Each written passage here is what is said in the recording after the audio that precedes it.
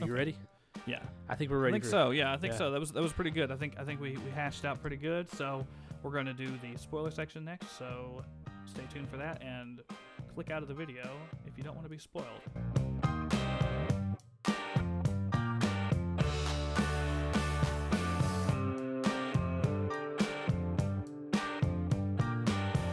So we're about to break it down, y'all. We're about to throw into it and give you spoilers.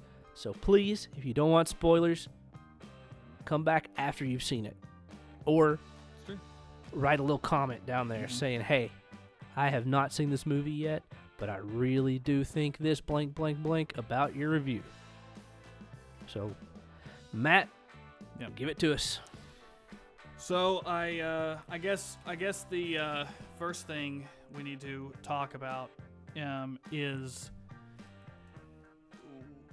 it opens up with this sort of mission that Yelena has been assigned to, where she's sort of kind of feeling despondent about her kind of position in this government group, where she's kind of doing a lot of seedy things for Valentina and the FBI, where she's like doing hits on people for them, and it opens up with her kind of talking about the emptiness, the void that she's been feeling in her life, and how she just is not happy. It's just the classic. I'm in an office job. I'm ready to try something new. But like deeper, like really kind of I agree. And that, but also combined with her not knowing how to fill the void, like her, which anybody who has like depression knows like what she's talking about. Correct. And she's like feeling these things, which leads her to want to get out. Like she wants to break out of the thing. So when she ends up telling this Valentina lady that she wants to get out of it, and Valentina's like, well, you have to do one last mission for us, and then we can make you like a baby face, like in the wrestling terms for. Mm-hmm. You can be like a real hero. You don't have to be this seedy. The classic. I'm going to give you what you want, but not really. Yeah. So Valentina is currently being kind of probed by impeached. She's trying to be impeached in her position. She throws that word around too much. Yeah, and there's a like a board of like congressmen and different judges that are kind of like digging into what she's been doing. First hit, and so for me right there. She's trying to be Iron Man. When he got brought up in front of the council, she's trying to be Iron Man. So channel that, and it does not taste right to me. Mm-hmm. It does not feel right to me. Mm-hmm. Yeah, once again, I don't know because I haven't seen them. I have seen those. I've got to show you those movies. So, but regardless, like she's kind of doing this like theatrical kind of performance to the news media, and she kind of orders her henchmen to go clear out all of her warehouses after they are kind of going to go in to cover up her spot. Yep. And so she decides that not only does all of her stuff need to be moved out, but like a lot of her documents about a lot of the research they've been doing needs to be torched as well. So she ends up sending like 4 or 5 of her rogue agents, the ones that are around. 4 of the rogue agents. Yeah. So it was 4. It was 4. It was 4. So and then all 4 of them go to this one facility to assuming like to destroy the papered evidence and also kill another agent, because they're basically like, hey, there's some agent is there trying to like steal documents or leak documents or it seems to me like they were sent there to keep the other person from stealing them, right? And so basically all 4 of them were given one of each other in order to kill. So they and then it kind of ensues the first kind of big actions piece. How'd you feel about the action scene here? I thought it was fun. I thought it was really intriguing and interesting because at that point you don't know really what's going on. Yeah. You know as little as the characters know. Yeah, you know just as much as the characters know, and then it's like it was a good lead up to introducing who everybody is. Mm-hmm.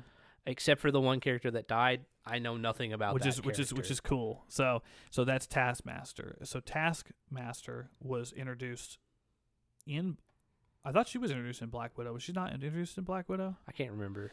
So the thing about Taskmaster is that in this movie, they show up, and it's interesting because there's a bunch of fan backlash against Taskmaster because this Taskmaster was not a male superhero, and in the comics, there's a male Taskmaster, there's a female Taskmaster, but it wasn't just the gender swap. It was also that like the way that Taskmaster is like gets their like knowledge of the other heroes and able to copy their abilities. I don't think was quite explored like in a way that was like pleasing to the fans. So I feel like at least they killed her off. Well, I feel like so I feel like took care of that. I kind of feel bad for the actress, you know, but it's neat because it is kind of one of the ballsy moves the movie makes is killing her because she dies like really quick, really brutally, and she's in all of the advertisements for the movie. Yeah, isn't she? Yeah, so it's kind of cool that they're like and she's listed in the like whenever you're listing out the stars. She is like she's listed before most other people. Yeah, so she looks like she has a much bigger. And that's it. Thing in the movie. And that's all that happens. No, it's not. She goes. So some people are theorizing that they're doing it because the fans had such a negative reaction to Taskmaster, and that they're going to like reboot Taskmaster because of the multiverse. Multiverse. Stuff, yeah. Ooh, another point of contention for me. Now I will say that the movie does try to go get away from that, which I appreciate it, and I think that's does it though. The end of it ruins all that. Yeah, I know. Well, I'm saying, I mean, for the most of the movie doesn't deal with that, True. And it also doesn't deal with, like, you know, a lot of the action scenes are a little bit more lower power. I know that they're dealing eventually with someone who has a lot of power, which is why they're not able to fight him. Yeah.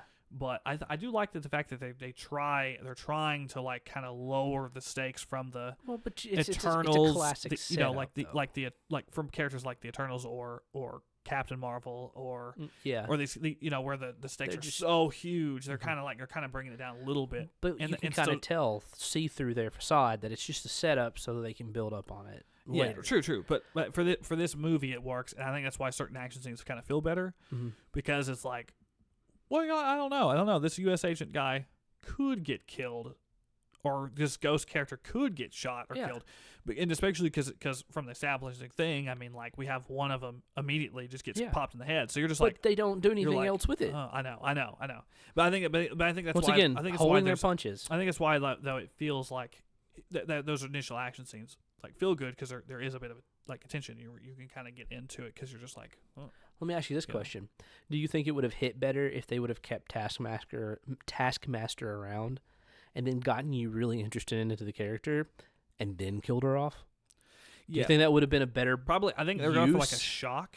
You know, I think they should have killed another one of them off later. I think the shock of that was pretty crazy. But you could have had like Ghost and Walker end up getting killed. Honestly, you could have killed all three of those characters. I mean, it would have been like, and the Walker character dying would be. That's true. Really crazy. Yeah. Like that would have been like big. But for the people who've been following them, Taskmaster death meant nothing. But because the Walker character does have some stuff going for him, you know, I think. But like I said, I don't think Marvel's got enough balls to explore that. I really don't. I think it hits a little too close to home for a lot of them. Yeah. So, but it's a shame. But I think that, but you know, we have this action scene and they basically Taskmaster gets killed and then they realize they've all been, you know, they're all like, oh, we've all been sent here to kill each other, and it ends up being like a giant like incinerator is what they've been sent to. So, but and then during the fight, something happens with a sleeper pod. yeah. So basically, Bob is introduced, and Bob is a character who is this test subject that was. Or a whole bunch of these people kind of signed up because they were like for the new super serum, feeling bad, and they felt like despondent, like Homelander. Yeah.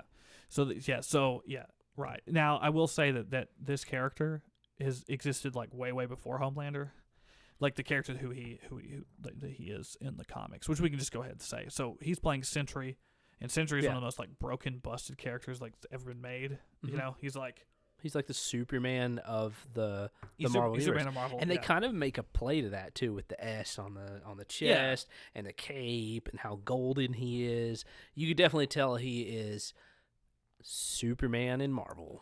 Yeah, and that's the whole point. Yeah, and you know he's always had a lot of hate been given to him, but he's like Superman for Marvel, but he's like crazy broken. You know, because where he's like. He's got. He's got like control over like molecular energy. He has like. I mean, a lot of stuff they don't even show in the movie. Which they'll probably dive into in the future. Yeah, well, either dive into or they'll pull it back because there'll be like very little threats. You know, It's like Which when is Miss Marvel was introduced, right? Mhm. Miss Marvel was absolutely could have fixed the whole Thanos snap, but what did they do? Wait, Captain Marvel, not Miss Marvel. Sorry, Yeah, Captain there's Marvel. two of them. My I bad. understand. Yeah. Yeah. Miss Marvel's much more interesting than Captain Marvel. Yeah. I'll just Miss say Marvel's that. cool. Captain Marvel was just introduced, and then later on in the movie, in their like grand plan, they're like, wait, she's too broken to be here. Let's send her somewhere else. Right, exactly. Yeah, and they kind of do it with Bob also. Yeah. They Because give him a huge flaw. They have to. Well, they give him a huge flaw, and they also get rid of his Mhm. powers at the end of the movie, which we'll get into later. But Did they though? Well, they're going to have to. I mean, they kind of hinted at it because Bob doesn't want to. But He can't access it, is what they Well, say. he doesn't want to because he's afraid of What's going to Void. happen? Yeah. He's afraid of Void. Well, Void has all the power. But that's so he's kind of like that's the sealing topic they're trying to get to. That's the whole Yeah. point. Is that Right. we all he have wants to our accept inner it. demons. Yeah, right. Yeah, like the Persona 4 thing, which one of my favorite games is all Exactly. about that. So about accepting your shadow self as a part of you. Yeah. And kind of, but which once again it's like they put a stopper on that Mm-hmm. because they have to. They can't have him resolve his emotional problems In the because first movie. otherwise, like I said, the Doomsday, Avengers Doomsday thing, like he'll just go and just like pop which Doctor Doom like nothing. right, But- and that's so it makes sense. That might be Marvel actually learning from their past mistakes, Mhm. because the Avengers couldn't go anywhere after Endgame, and they kind of figured that out.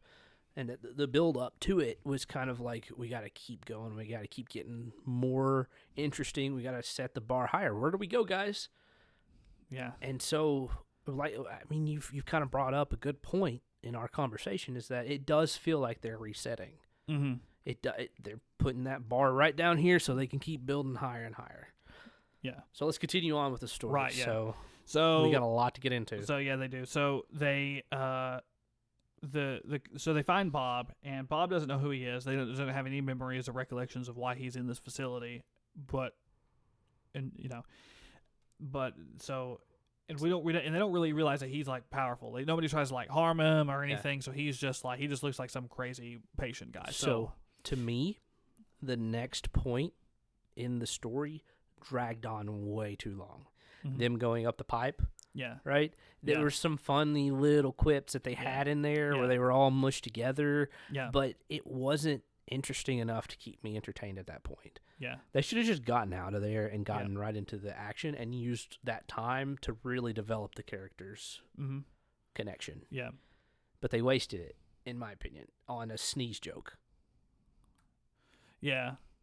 I didn't mind the pipe scene because I think that the slowed down pacing of the movie like fit at the beginning. I liked the fact it was trying to be more gritty, more serious, more, I said once again, more low power. So them dealing with things like that felt a little bit more like it just felt more appropriate. Yeah. For them, and I think that it's kind of neat to put like heroes in situations like that, and then them have to deal with it. Like them so they end up getting to this like elevator like shaft thing. It's not real true elevator shaft. I don't believe, but they have to like climb it up, and they have to like put their backs against each other, So they're putting pressure against the top. Go to the top, and they get to the top, and they figured out that they have no idea how to like reach the door. Because as soon as someone falls, then everybody falls. Because Bob's just like, I didn't really think about like one of us having to. It feels like they just go up the ledge. It feels like the writers just wrote themselves into a corner there and yeah. tried to figure out what the heck we're gonna Yeah, I do. think it's fun. Walker ends up saving everybody. He makes a tactical decision to sacrifice everybody else's safety, Which everybody knows he's just in it for himself. Yeah, right. But we because of that, we kind of figure out what that Bob's got more going on than we first realized, because Bob ends up touching people's hands. Here, you can see their past. And so when Walker's helping each of them up, he touches Bob's hand, and then we realize a little bit like, he's the first. I think he's the first one to realize that. No, Yolanda is. So Yolanda, Remember, he touches Yolanda, and you see the scene that's completely played over and over again with her and her sister, her friend. I don't know who it is. It's her best friend. Her best friend in the woods. the Assassins Guild play. The Red Room. Yeah. So the but the Yeah, because you're right. That does happen first. Because which I was almost, which to me felt really cliche as like a love interest thing. Yolanda looked at Bob almost like, oh man, yeah. am I feeling a connection with You think somebody so? right now? Yeah, I didn't. I 100% expected them to kiss in this movie. Yeah, I didn't get that read, but you're not the only one who said that. Like the person I went with, who liked the movie quite a bit, also kind of read that into it. But I didn't really read their relationship as like romantic. I kind of read it as like You're really hurt. Let me try to fix you. No, as like a this person. Well, I mean, at that point, like as she learns more about Bob, and Bob's kind of like peering into her You're brain. more messed up than I am. Well, more like, hey, we're very, very similar. Mm-hmm. We're almost really similar. And in fact, actually, probably one of the most clever shots in the entire movie is in the end. I know I'm jumping way ahead, but just because it's relevant. Keep going. At the end of the movie, you know, when she's in this void zone, kind of everybody's like reliving a lot of their most negative experiences. Mm-hmm. You know, she finds herself, like, you know, she's in the room with her alcoholic version of her, and she's like looking for Bob, and she like looks in the mirror, and she sees Bob in the mirror, and it's because it's a reflection of her, because they both had which is actually an amazing actual shot. One of the best like shots in the movie, because they have the same thing. They both turn to drugs as a coping mechanism. Her was alcohol and his was methamphetamine. You know, so I didn't even think about it. Yeah, so I feel like their bond was more like a bond of them understanding each other's like truly how low you can get and how much you just want to like disappear. And I think that's like it's more of like an interest or connection in that, and not necessarily romantic. The parallelism there. I don't know. Maybe that vibe was just a little bit too. Was not as direct for me, but I could see where you're coming from now. Now that you bring that up. So going back to the. Yeah, so Walker helps everybody up out of the elevator shaft or thing. So the facility scene. There is a parallel to the Tesseract scene blowing up there in the earlier Avengers movies, which is really interesting because there's a lot of stuff in this movie that's trying to parallel with the Avengers. And I just realized it's 100% the Tesseract scene, them being in that facility. That's what they're paralleling. Yeah. So then they leave, right? And we have to remember, before all this happened, who's the main bad character? Valentina was throwing a ball to kind of get the people on the governing body back on their side. This is one of the point of contentions that I don't think a lot of people noticed. Every single shot that had one of the Avengers in the background, they were faded and they were distant. It felt to me like they were putting that in the scene on purpose to be like, hey guys, this isn't coming back. You're going to have to get rid. It's telling the viewers, you're going to have to move on from this. I didn't actually pick up on that at all. I didn't actually notice any of them in the background. See what I'm saying? Because I wasn't looking for them. Yeah. You know? Like, so it was like a sepia, if I remember correctly, like a gray brown, and you saw Iron Man, you saw Thor, you saw Captain America, and them just being shot in that scene with them in the background felt really distasteful to me. They wrote that just to make people who really enjoyed those movies feel like they're being left behind. Yeah, in my opinion, or just like left behind, or them just saying, "Yep, they're done." Or do you think it was that, or do you think it was just like just some visual like "Where's Waldo" for old fans? You like. I mean, it could be that for way, people to go, but if it was a visual, there's Iron Man. You know, if it was a visual "Where's Waldo," then they would have done it in a more respectful way, as in, here's Iron Man's suit from when he did this, and here is a replica of Thor's hammer, or they would have gave them the respect and the focus that they needed. It felt to me like they're fading off in the distance. Yeah, they're not coming back. This is the new Avengers. Yeah, it's true. Yeah, and I guess we got to talk about Bucky Barnes here. Bucky enters. So Bucky's in the scene, and he's kind of a congressman now, and he's undercover. And like Bucky kind of comes in, and Bucky's the first one who brings the quippy dialogue back into the scene. You're kind of right. There's none of that. It's actually pretty much like dry. I mean, even the stuff inside the facility. him in the facility, his press conference, all that stuff. Like that's when it starts. That's when that humor style comes back in, and I was like, oh, By the way, I was like, oh man. By the way, Bucky needs a new haircut. Yeah, poor Bucky. But I didn't really like, once again, like when he comes in, he's trying to like convince the Valentina's secretary, to whose name is Mel. So he's kind of flimsy though. So Bucky tries to get Mel to turn on Valentina because like she's like, hey, Valentina's really evil, and then Mel kind of like is like wishy-washy the whole movie, where she's kind of like understands kind of like that Valentina's like the worst, but at the same time she's like, is she really? And she pays me really well, and I'm really close with her. Right.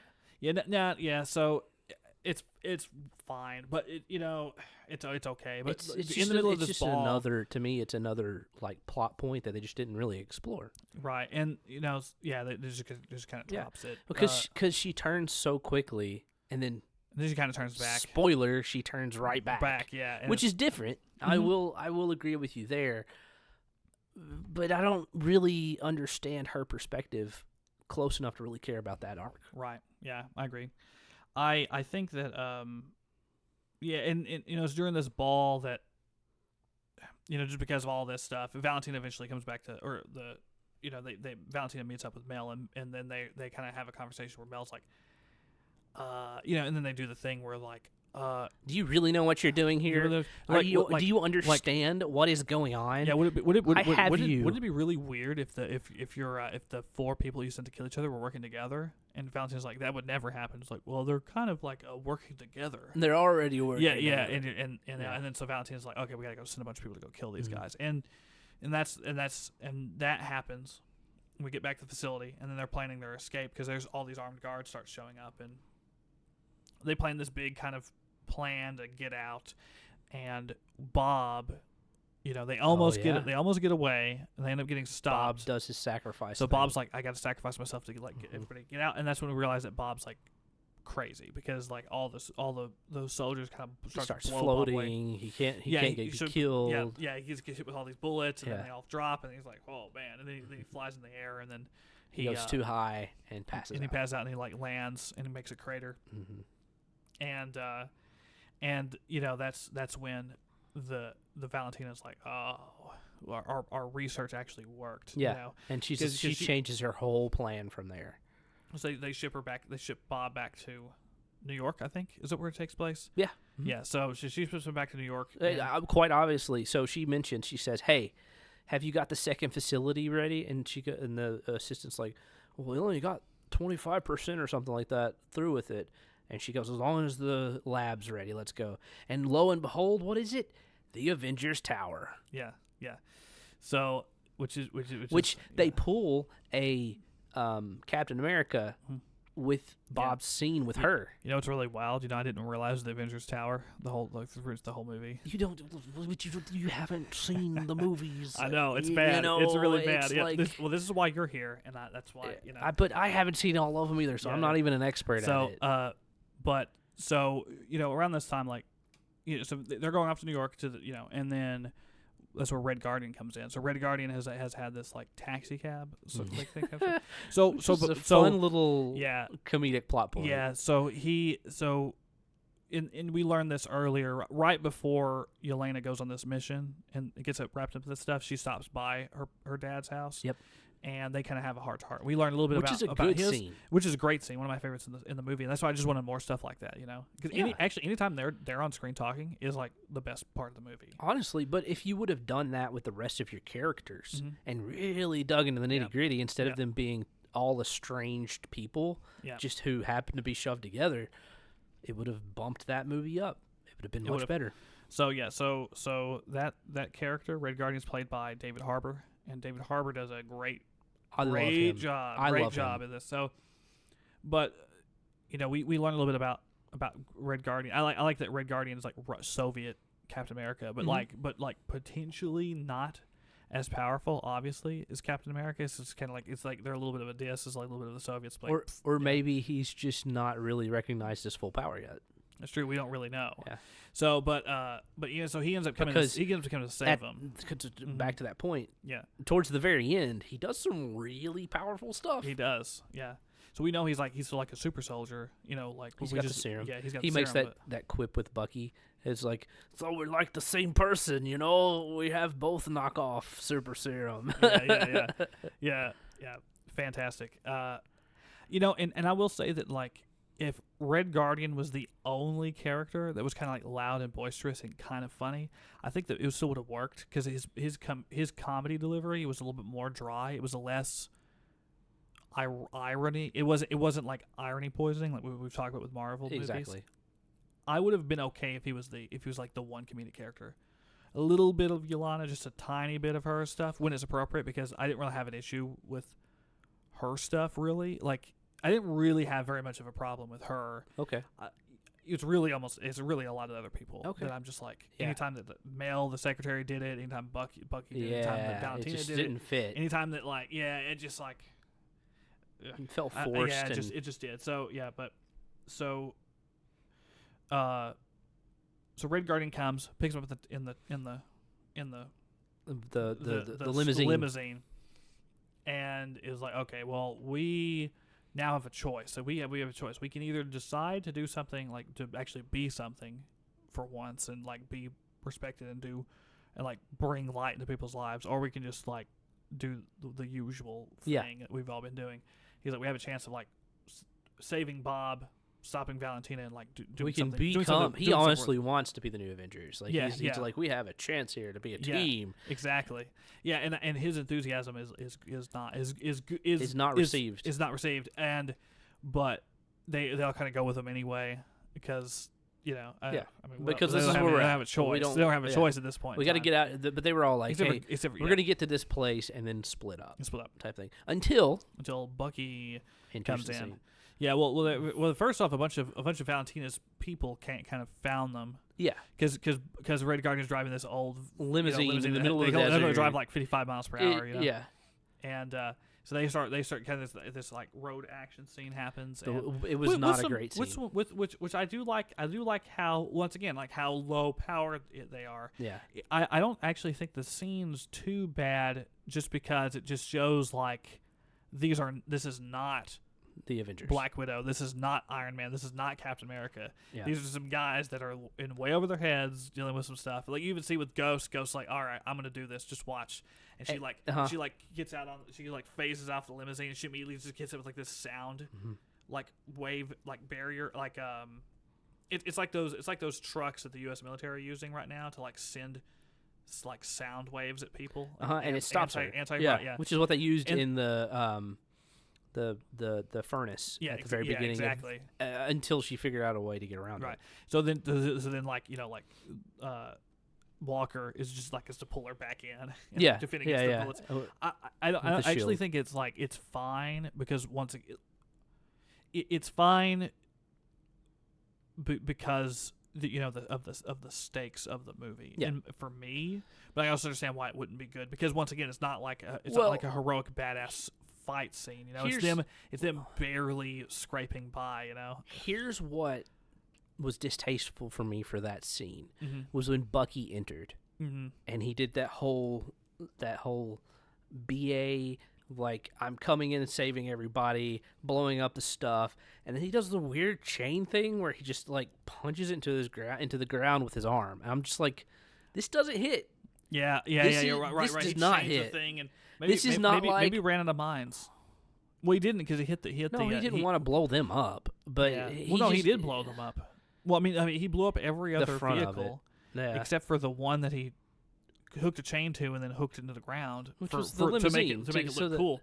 The limousine he threw a bomb on. Oh, you're no. right. Yeah. You're right. Okay, no, so he wasn't out of mines. Wrong. He blew the limousine up. Yeah, he just bombed the limousine right after it. Yeah. So but the chain scene just did not hit. The chain makes sense. So why do that to the bad guys? Why not chain the limousine? Why you trying to kill the people you're trying to capture? Because he's trying to look cool. I know. Like, that was the first scene that Bucky really did something. Right. It was just not. Well, and that's the problem. Hit properly. No, because of the low power level and low stakes of the rest of the scene, of all the whole movie going up to this point. There's not really much like stuff like that up to this point, and it does feel at odds with the rest of the scene. Yeah, it does. It's almost kind of like they tried to be that overpowered Avengers Marvel story. Yeah, but they didn't know where to go with it. right. Yeah, it was a miss. It was a miss. Let's continue on. Let's get through this. So they basically captured by Bucky, and Bucky's like, all right, we're gonna take you to trial. We're gonna present you to the judges in the impeachment court, and we're gonna try to like use you to testify against Valentina and get all that stuff.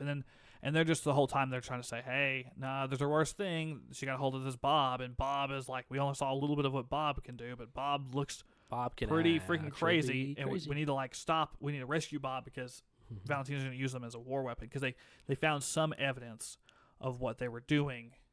That's in true. The facility, yeah. Which they didn't show Bucky. They didn't, did they? Nope. No. And it was kind of another plot point that was kind of dropped. Yeah, which is kind of annoying because it's the whole thing where Bucky's like, I don't believe any of you guys, which she had the papers in her pocket. Which is fine. I mean, it's just forced. It's just a forced conflict point, but that's resolved like almost immediately. Where where somebody calls up and where the secretary Mel calls him up and says, hey Bob, this is a guy named Bob. He's crazy. I don't think he's stable. I don't think we need to come in and get him away from Valentina. And then everybody is like, so we've been telling you this whole time, Yeah. And he's just like, Bob. Why? Yeah. Why is his name Bob? Which was an overplayed joke throughout the whole thing. Yeah. It was funny the first few times, but they kept going on and on. Yeah. Bob. Bob. Bob's funny because his name is Bob. But and then she goes, Robert, I know you. I'm your best friend. Yeah. In that scene where he's laying down. Yeah. Do you think the flash scenes, like flashback scene, like her flashback scene is kind of interesting that they did that for her? But they didn't do anything with it. I know. She kind of has like a moment of reflection, so she touches Bob's hand, like So while the heroes find out about this, it flashes forward, and Valentina is basically trying to work Bob, kind of get to his brain, and we realize in a very Captain America first waking up in the 21st century way. Yeah. Which is cool. That's really cool. That's a cool aside. But because Bob is fine. I actually do like Bob. I actually think Bob's actor does a pretty good job with what he's doing. I think that like he was given his tough face. He does communicate a lot with the stuff with his face. I think he actually communicates his like guy with illusions of grandeur, but also crippling self-doubt and hatred. I think he does communicate that in his facial acting and stuff. Interesting. I think he did a fair job. Yeah, I really feel like, but with more screen time.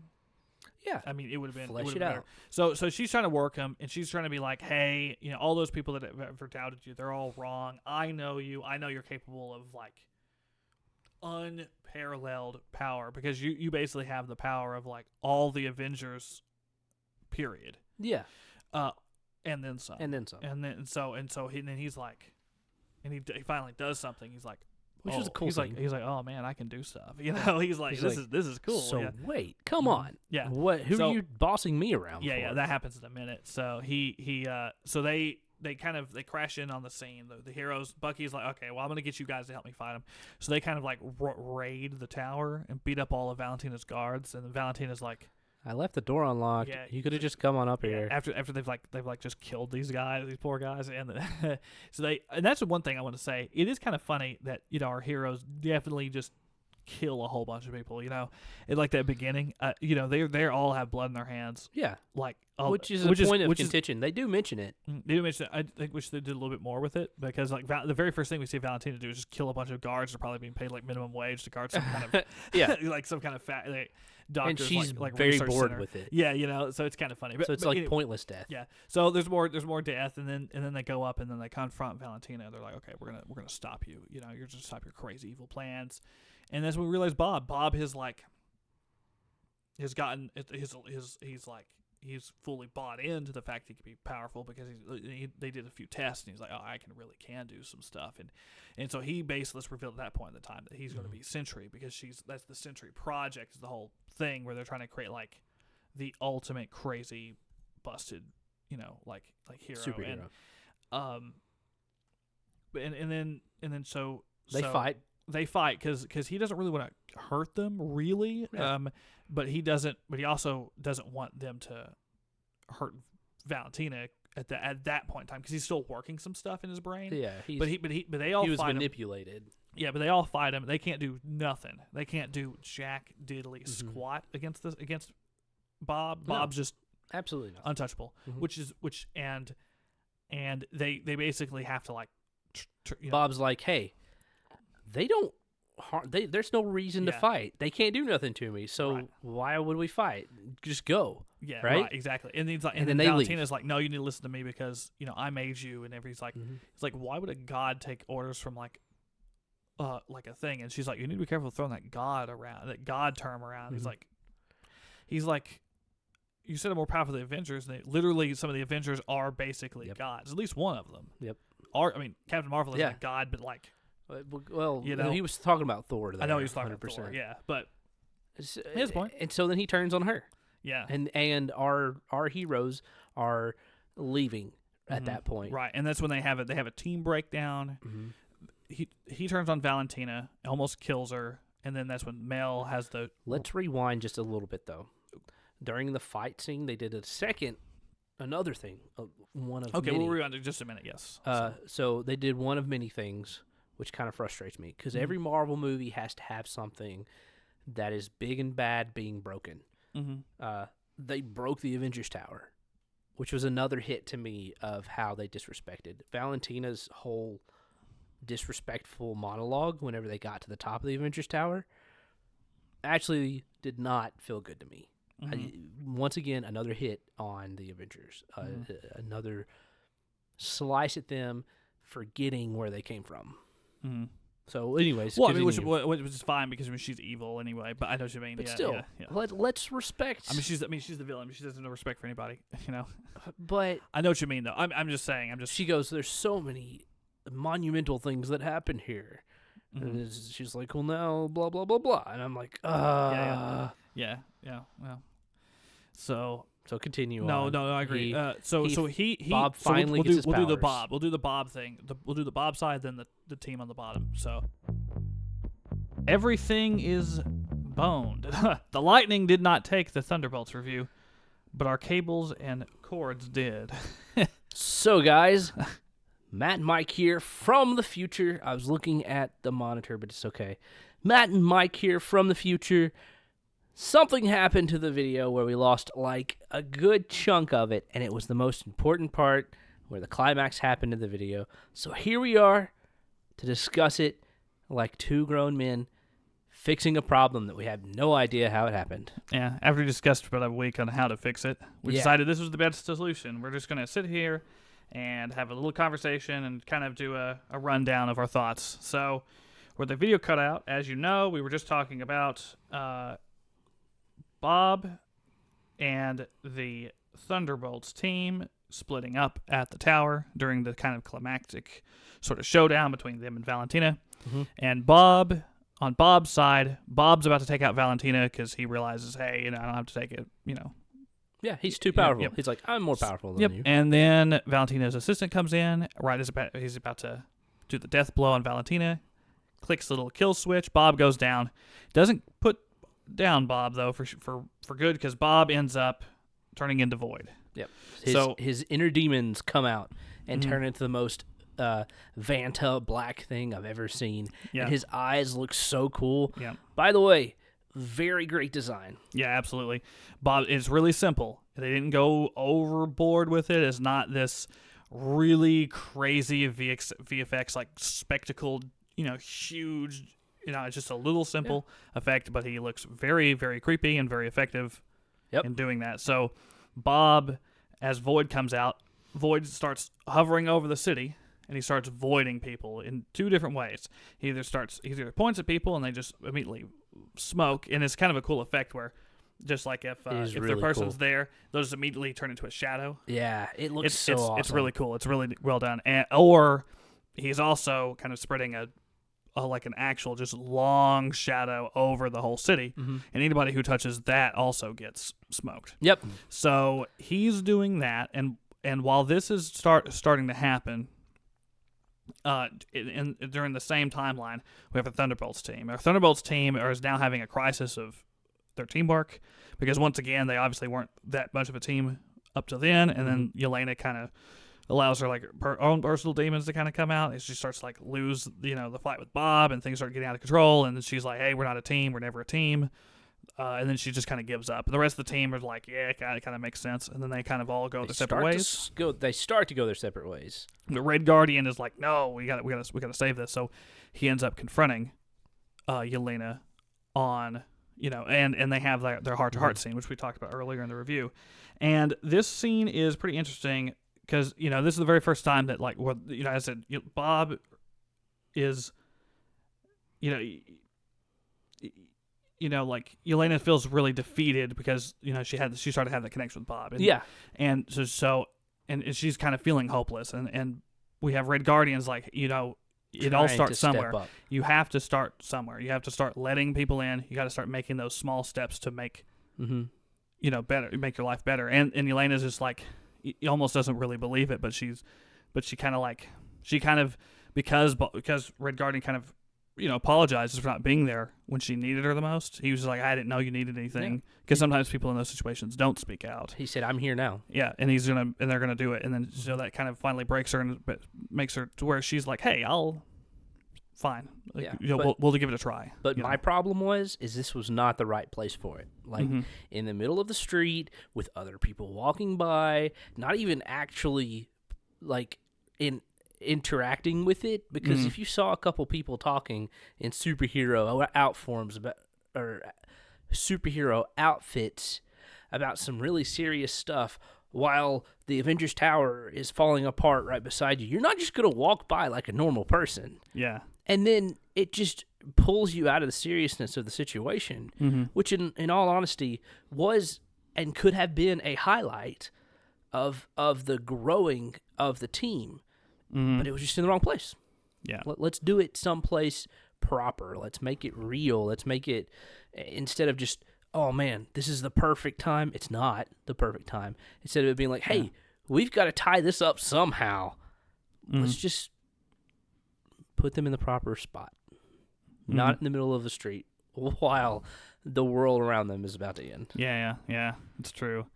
But, it felt like I mentioned it in the original video. It felt like this whole movie felt like chewing bubble gum that never forms. It just stays the gooiness inside your mouth. It's almost there, and then it's like, nope, it's old bubble gum. And the thing is that you also were kind of upset it didn't resolve itself. It just like kind of dipped its toes into the issue and then kind of backed out. But for me, my point was, a lot of mental health doesn't get resolved very quickly at all. So a lot of times it's the beginning stages of it, and so you can just tell like they're trying to do that here.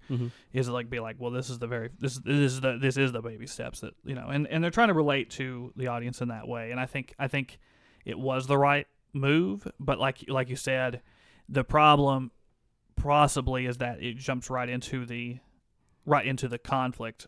Again, it like whiplashes you back in. It goes from there to Yelena and Red Guardian's conversation right directly. She literally just stops talking, and then the next thing you see is her walking into the shadow. And there's a little bit, but yeah, you're right. Well, because before that happens, they do have the scene where they all kind of like save. Oh, the yeah. day. So it isn't right immediately. So basically, from when Void is up there voiding like helicopters and different things, that causes the helicopters to crash, and it starts to cause the Avengers Tower to start crumbling and pieces of it crashing down. It's starting to cause traffic accidents and stuff like that. You know? So the team has kind of been kicking the can around. In the meantime, they didn't fully leave. And they start kind of saving the day. They start saving people. Red Guardian has a really cool scene where he saves a little girl from a piece of debris falling.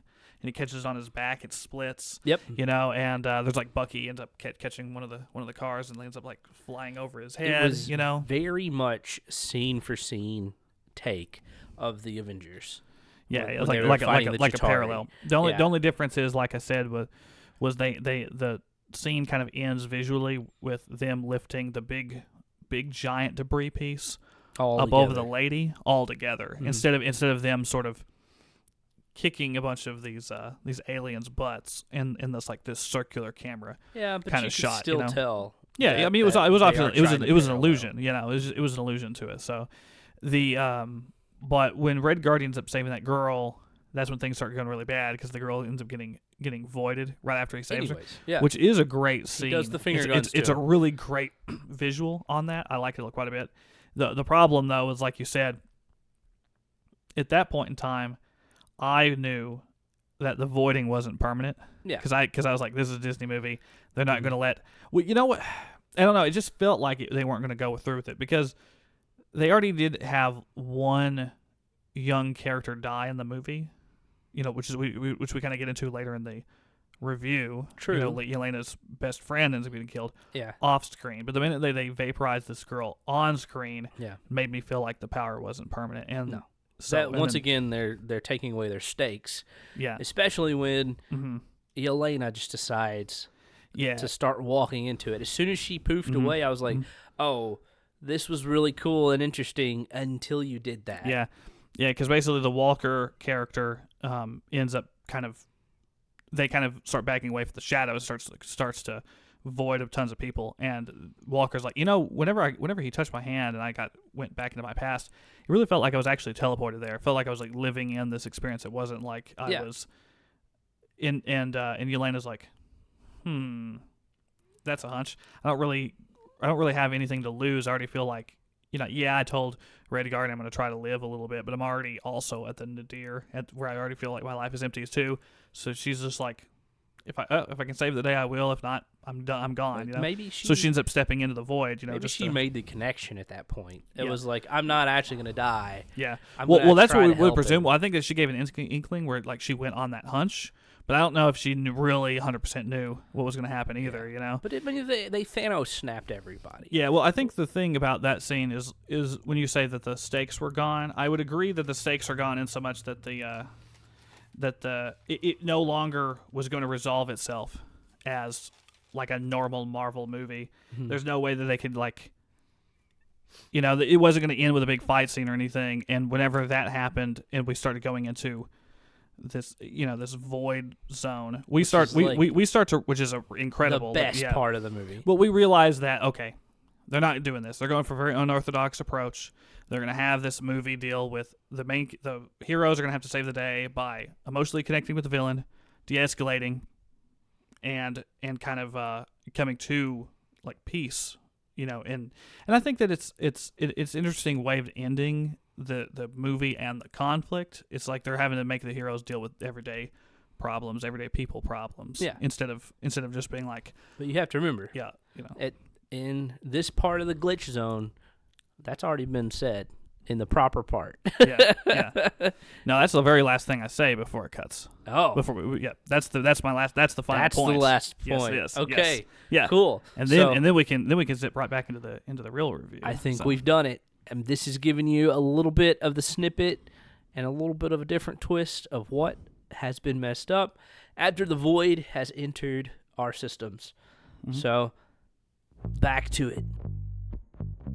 You're not wrong. Like, I do give them points for doing that. And that's why I just elevated a little bit above to a 6 because of this ending. Because that ending put it a little bit above average for me, but I'm right there. Like the dude. Once again, if we're doing points, it'd be a 5.5. But you're the points. I know. But so she goes into the void, and so she starts reliving more of her past. We really get like more in detail about her past, because we don't only see the scene where we realize at a young age why she's so messed up. Because like even when as a young girl, as part of the training process, she was forced to like. Put a hit on her like best friend who was a young girl. We realized that there was like this training thing, which is a really cool scene where she keeps like reliving the scene in rewind over and over again. Yep. I thought that was really cool when she tries to stop it, like Void like is taking control of certain characters and fighting her. Yeah, that was. Which I thought was really cool, and I like the loop. Of that sequence is really. It's really the same neat. Sequence that you see at the very beginning when she touches. When Bob and her touch of her talking to her friend and then leading her to her assassination. Yes. And there was one point where her friend goes, it's a little too late for that now. Yeah. And while Yolanda is running, and she keeps running into walls after walls after walls. Yeah, she's trying to like, bust through and figure out because she's like stuck. We figure out it's like almost like a cube, which is interesting. It's like a memory cube that she's stuck in and rewind, but like or like a Groundhog Day kind of thing. So but she eventually does bust through and she busts into a different memory. So she has like 2 other memories that she finds. One is like not as important. It's just kind of a cool scene where all the kids, all these assassin kids, are like having to like put together a gun faster than everybody else. Yep, and she wins. And only the one kid that puts together is not punished. The rest of them get like their hands. Well, the one that's done it first. The one who does it first doesn't get punished. All the rest of them get their like. And the rest have to lay their hands down and they get whipped on it. And Yolanda covers her child self's ears to kind of help it. Yeah. But then she turns around to the mirror. Yeah. Yeah. Well, the mirror happens like when she gets to the bathroom. Is when I thought so she busts through one. I thought she turned around and saw him. Well, there might have been another mirror. Not at that point. And then busted through the mirror to get to the bathroom scene. Maybe. And then saw that. That might be. I don't remember if that's where it happened. I know she busts through one more. Once again, I could be wrong. She goes into another scene. She basically busts through one more wall or mirror. She gets to the bathroom where she sees her drunk self, and she starts like passed out. And then they have like this cool like exchange, and then she, like again, it's like really freaky kind of exchange with her which and then it resets. The scene resets again, and then that's when she like sees Bob in the mirror, in the real Bob, not Void sitting but down. Bob. It was Bob is sitting like, down, almost kind of like a. Ready Player One, the end of Ready Player One, where he's in his like own room playing like but Bob's sitting down. It was very with, much like a kid, because he's reliving a childhood memory. When he hid in the attic while his like father's downstairs beating his family. Right.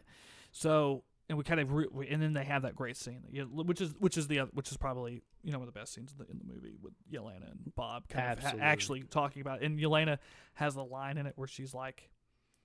Bob, like, they're talking about like how dark it is and how much they want to give up and how much it's like you just gotta like let somebody in to your life. And she said she said retcons one of her jokes earlier in the movie, which I respect that a lot. Where like she made the joke where you just push down all the feelings, and then in this scene she's like that's not how we do it. Yeah. That's really not the best way to do it. Right. And then she says that like it already is making her feel better. Like even which is reflecting back to the scene with Red Guardian.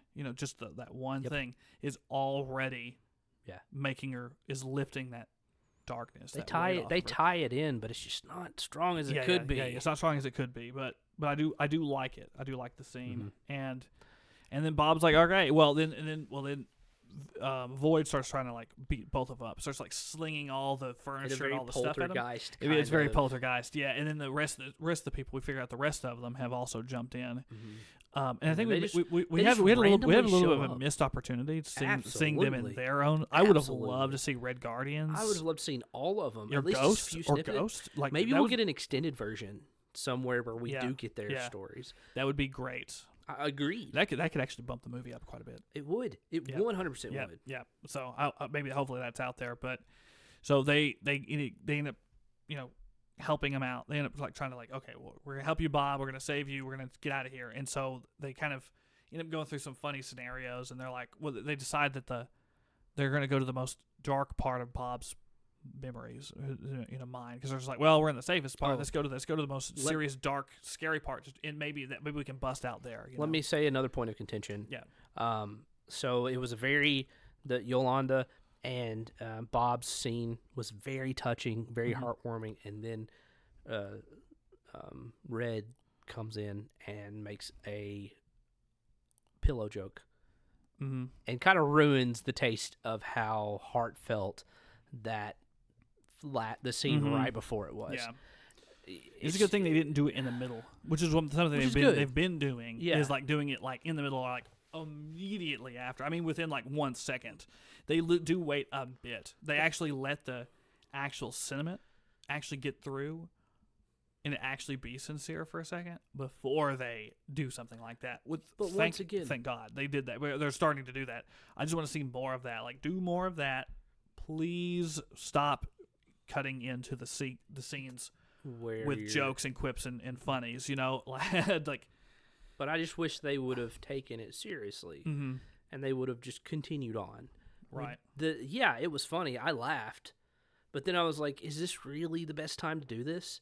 It's like laughing at a funeral. You don't do that. Yeah. Type thing. Yeah. Yeah, I know. So they finally get out. They do. No, They they don't don't get get out. They go to the darkest parts of Bob's mind, which we realize is that same facility that. He gets his powers. Well, they got his powers in the same one that Yelena tried to break into at the beginning of the movie.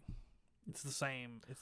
I didn't make it's that the same connection. one, but she was never able to get into the room I didn't make that he was being stored in and being operated on. Wow, because that was where he went to sleep before Yeah, he was put into the pod. right. Exactly. Yeah. So we realized that because it's just like it's the same place, but just the door that she was able to open was opened up, and we see and you see Void is just sitting there like hunched over. Uh-huh. And it's a really he cool made scene, shadows out of the two doctors beside him. Yep. So, and Which this leads up to the best scene in the whole movie. Yep. So they're all there, and they're talking. Bob's talking to Void, right? And Yolanda's trying to help him out. And Void pushes them away. Yeah, and like traps them, and then that makes Bob try to take a stand against Void. But what Bob ends up trying to do is like attack Void, great symbolism, to beat up Void and beat attack him down. Void, beat him down, just like Yolanda said at the very beginning of the movie. Yeah, and then Yelena, sorry, I've just been saying her name like wrong. she sees what's going on. She's like, "This is bad. This is really bad. He's destroying himself by not embracing this part of himself." You know what I mean? But it was taking over. The darkness was taking over. Yeah. And so she's able to get out, and the only time we end up getting like the big CG spectacle kind of scene in the movie is with them like racing through this like destroyed, like this, like the memory starts to get like warped and distorted and stuff. So it ends up like they end up like dodging and weaving, which was really cool in order to like get to Yelena Bob. did some amazing things. Yeah, you're right. Yeah, some really cool stuff, and then they all kind of do. But anyway, she gets there and she hugs Bob and is like, don't do this. And then Red Guardian jumps in, and stuff. And then they all do it. Which I understand it's like a point of solidarity because they're all people with dark past. They've done terrible things, and they all kind of get roped up into that moment. So I knew it would deliver way more if we had more time to explore all of them and the reason why they all feel that connection. But I get the symbolic reason to do it, because not everything in a movie always. It would be better if it was done 100% the way we liked, but sometimes it's like, okay, well they want to make a symbol, and the symbol is like all these terrible people, or not terrible people, all these people with really troubled pasts that did horrible things and struggle with darkness. If you focus on like saving others, you might be able to save yourself. And banding together to do that. I think it's a cool. It may be more than just. It says a lot, and I think it's a cool image, and it's really, like I said, that's the scene where they become the Avengers joined with the Z. Yeah, Avengers maybe with the Z. Maybe with the Z. So that was the best cool, scene, and it's really cool, and that's what breaks them. So they end up getting out. Because if I remember correctly, Void was kind of like, "Oh, okay," and then kind of gave up. Yeah, right, exactly. So we kind of like come out, like the blackness kind of gets lifted off the city, and everybody gets unzapped because they're all just basically in their own, very much in their own Thanos ground. Parallelism they're all in their own like Groundhog Day terrible memories, but they're all kind of returned back. And we realize that Bob doesn't have his memories again, but we realize that, like, at least in that scene, which I kind of was upset about. Yeah, I was like, I can understand him losing, maybe not having his powers, him trying to like close it. It really hurt. It really hurt the emotional. Yes. Yes, it did. Impact of the prior scene before.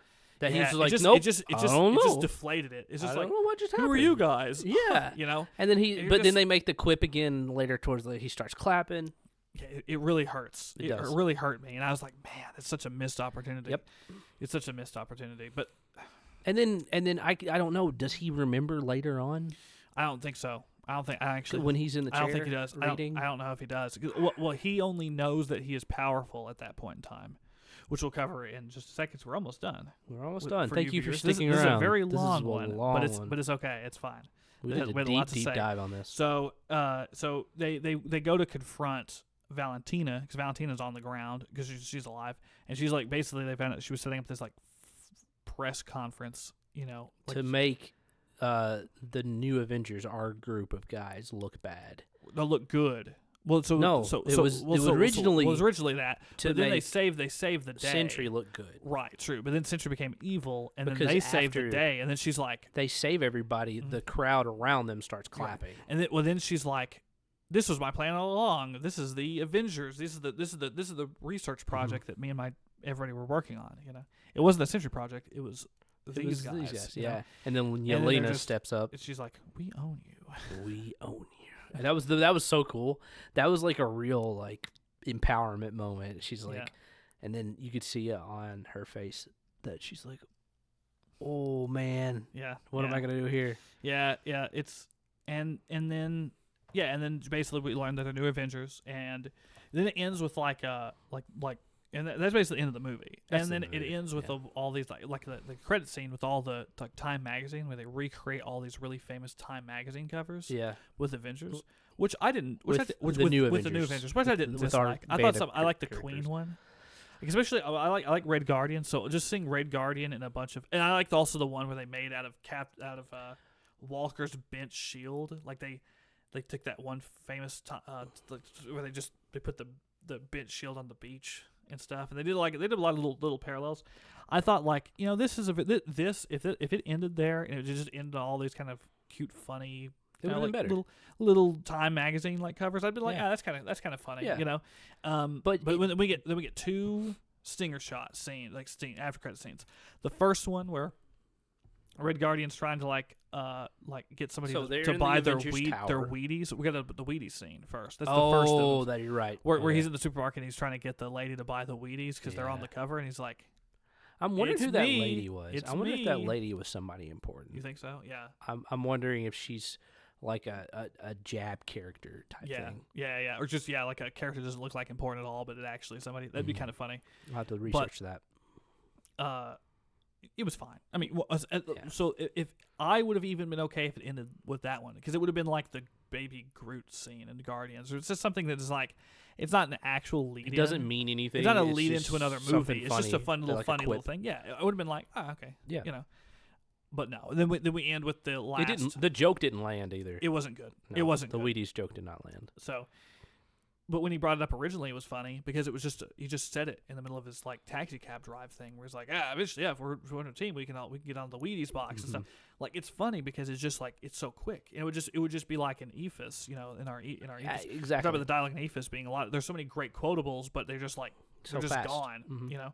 And when you rewatch it, you're like, oh yeah, it could have been like that. The Wheaties thing could have just been a little funny thing. Like, yeah, it's They once again, didn't. it's the problem. It's the problems with the comedy writing. But we end with. And then the actual credits happen. So we end up with the credits, and then we end up with the thing where, like I said earlier, where the real Avengers team, is like saying, "Hey, you guys are phonies. You can't call yourself the Avengers. You're not really the so Avengers." the scene is every one of our characters Yes. from the Thunderbolts, yeah, right, the Thunderbolts, yeah, are in the Avengers Tower, and it's been remade to look more like a base for them to go actually save the world. right. And Yep.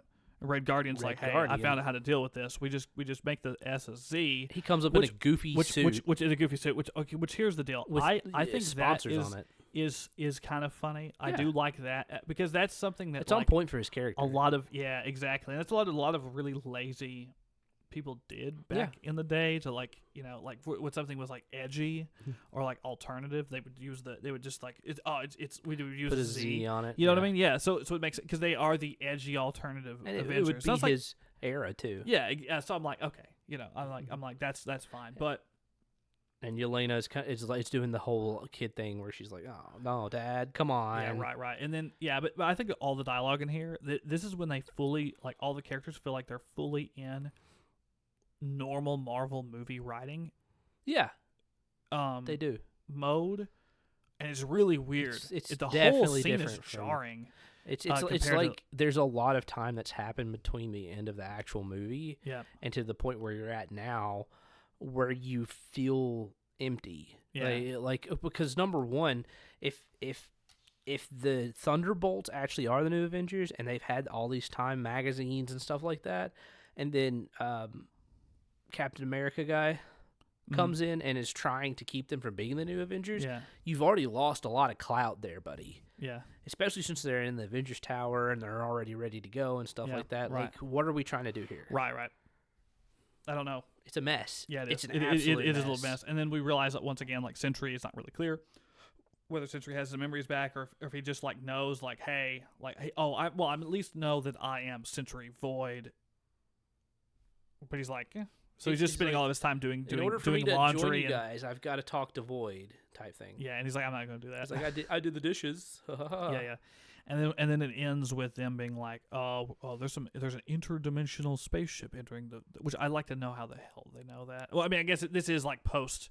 Yeah. Oh, they multiverse have of Jatari technology, buddy. Okay, right, yeah. Which once again I don't have. I don't know anything about. But whatever. It was realized it's it's the Fantastic Four ship. Yeah, which is really interesting because the Fantastic Four preview played before Thunderbolts, which I honestly think it's going to be an interesting movie. Yeah. I like what they're trying to do. Yeah, I think we should cover it because it looks like. Well, so the thing is this was. So the writer for the Thunderbolts is the writer for Fantastic Four. Interesting. So good. But the Fantastic Four preview looked pretty more like what I want, which makes me feel like it's a harken back to classic. Yeah, but it also feels like it's a little more. There's a little bit more. I don't know, like the relationship between like Mr. Fantastic and Invisible and Susie. Yeah, seems like pretty serious and pretty grounded and like has some weight to it. I feel like maybe like what I'm hoping is that this Eric Pearson just can continue to write stuff and he can lean more into that element of his writing, and he gets less interference, like by Marvel, by Disney. To conform with the comedic stylings of the movies, because I feel like as a dramatic writer, I mean, he's shown promise in this movie, which I said, and once again, all of it worked more for me. Basically, all the parts that worked for me were the things where the movie was, even though it's flawed, which is why it's a 6. I don't actually think it's completely succeeds, but it goes above what I would expect out of a normal superhero movie. Yeah. It tries things. It tries things. It just doesn't deliver. Yeah, in my opinion. Yeah, right. I think for me, it delivered a little bit more than I was expecting. I actually kind of was Your over. bar was a lot lower going. Yeah, it did deliver for me because I did like the characters. I liked the character development. I liked the scenes, the embrace, and even though they kind of botched the emotional resonance of those scenes, they're still there, and I still think there's like value in having a big budget, Marvel movie experience say those things, even just say them. The things it does say about those topics, I think are good. In just if you look at them, and the fact that they're willing to do it, I think is commendable, because they could have just made this completely mindless slop. Which is why it's gaining some positive movement, because they're trying something new, right? And we're all excited to see something refreshing, exactly, and not something washed. And I think everyone's getting the taste of something good, and that's why it's a 6 still for me. I think my position hasn't changed. Mine's because still 5. Those elements do work for me, because, like I said, because I was expecting this just to be like the Hobbit. You were expecting the Suicide Squad, what you said. Going not into the Suicide Squad, not the Suicide Squad, but the first one, which is really annoying. Yeah. Well, I was expecting something like the Hobbit Battle of the 5 Armies. Oh, wow. Something where the movie is just nothing but just action scenes. Let's throw as much in as we can with no character development, no like really care for. We'll see how much CGI stuff. But it's not. It's like hey, we're gonna have a superhero movie where the characters are flawed and they have to come together, overcome their depression, the dark parts of their lives, and connect with each other as humans. And they do that with the villain, and the villain doesn't like end up dying or anything. They are able to like reach out to him and like make a He becomes change a part of the and make a team. positive change. And I think that's cool. Yeah. And I think it's cool that we have a new hero of heroes that can tell stories about stuff like that. And I Let's think just see if I think it does it pretty okay. You know, Now- it doesn't do it in a way that makes me go like.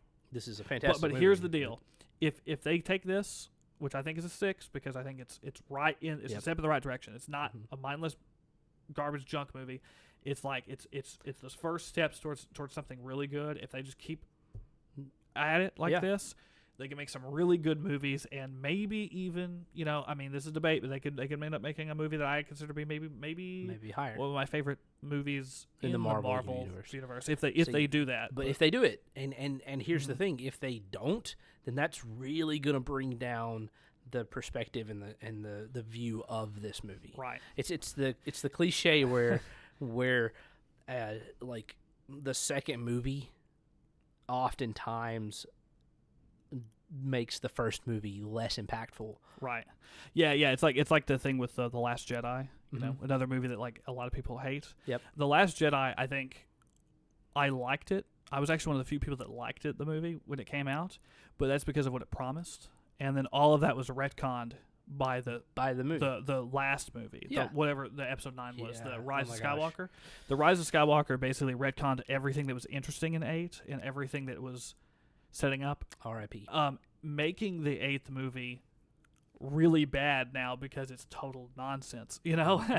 And that could, you know, and this movie could end up being like making you feel really negative because it's like instead of it, you know, being a movie of like being like, oh, this is the first taste of what we consider to be the golden era or the second great era of the Marvel's, you know, cinematic universe. We ended up with a movie full of a bunch of false promises that was never delivered on, you know. Which would, you know, don't I hope they don't do it. I hope they actually don't. deliver. Yeah, I hope they don't. If they could put as much energy into the more serious side of things going forward and give this director free reign, they could come back to me. I will be back in the Marvel universe. Yep. But we'll see.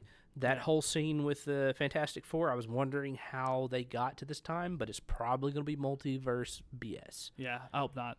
But I will say, what's kind of funny, so I will say... That was a long one. It was a long one. Thank you for sticking around. We appreciate it. Now, I will say, like you said, this has kind of got me interested in watching more of them. Cool. Which is Good. weird, which is not what I was expecting. So... because of those elements. Yeah. I want to, come on, Fantastic Four, I want it to deliver on what I want. so. Let's hope. So Let's hope so. we'll review it later this year. So, guys, that was Thunderbolts. It was Thunderbolts. Thank you for sticking around, and we'll see you on the clip side. Take it easy, everybody.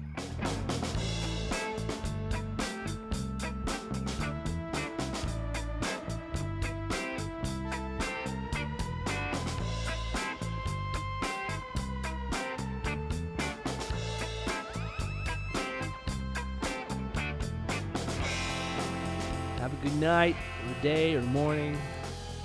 The thunder outside did not destroy the Thunderbolts. There was no thunder. We started No. it, and then there was no. The storm disappeared. It's a shame we didn't get one Thunderbolt. This one thing. No, one That'd been flash of interesting. lightning. That would have been interesting. It's like they started beating him down, and then. I know. Dang it. You guys, thank you so much. See you on the clip side.